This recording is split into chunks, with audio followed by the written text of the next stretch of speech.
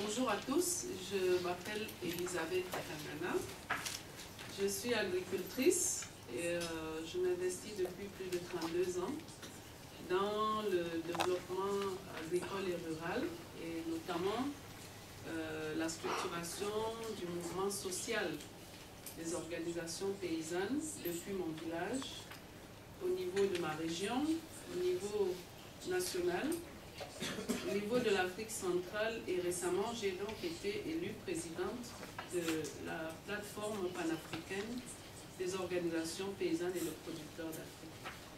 Je voudrais donc remercier les organisateurs de nous avoir donné cet espace, d'abord pour vous connaître et échanger avec vous des difficultés, des contraintes que nous vivons dans notre continent.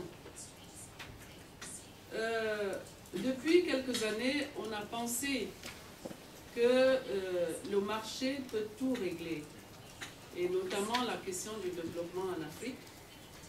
Mais depuis la crise de 2008, on se rend compte que l'Afrique, qui vit majoritairement de l'agriculture, parce que plus de 70% de cette population vit de l'agriculture, assure la sécurité alimentaire, assure la santé, l'éducation des enfants et même l'habitat.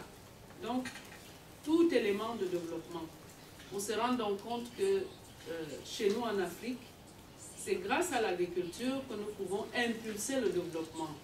Et Djibo l'a dit, l'agriculture pour nous en Afrique est considérée comme le moteur, comme la clé de voûte du développement.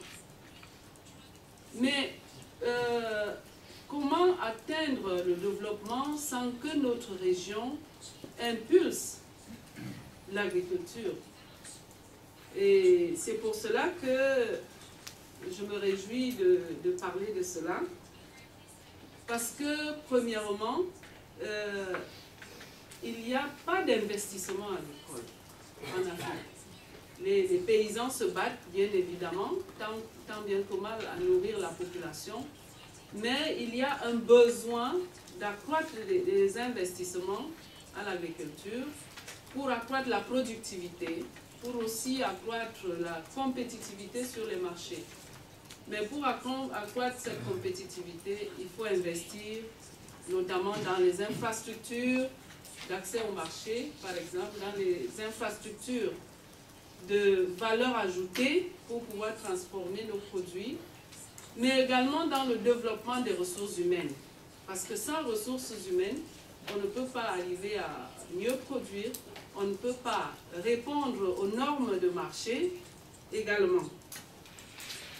Nous pensons également que pour arriver au développement, il y a une nécessité de renforcer la masse féminine, parce que en fait, cette masse féminine et les masses des jeunes, c'est eux qui pratiquent l'agriculture en zone rurale. Il est donc important d'assurer l'autonomisation économique des femmes. Grâce à cette autonomisation des femmes, on peut arriver à une meilleure participation des populations au développement. Et pour les jeunes, on peut arriver à leur permettre à rester dans leur terroir et à pouvoir donc participer au développement. La troisième chose que sur laquelle j'aimerais revenir également, c'est la participation. On ne peut pas prétendre formuler des politiques sans pouvoir penser à une meilleure participation des populations pauvres, et notamment impliquer les femmes, impliquer les jeunes. Et c'est pour cela que nous sommes tous d'accord aujourd'hui qu'il est important de mettre en place des bonnes politiques, mais pour que ces politiques soient adaptées, il faut que toutes les composantes de la société participent. Les gouvernements, les universités, les femmes, les jeunes, les agriculteurs notamment, et qu'on puisse également avoir des espaces pour le dialogue, pour une responsabilité mutuelle.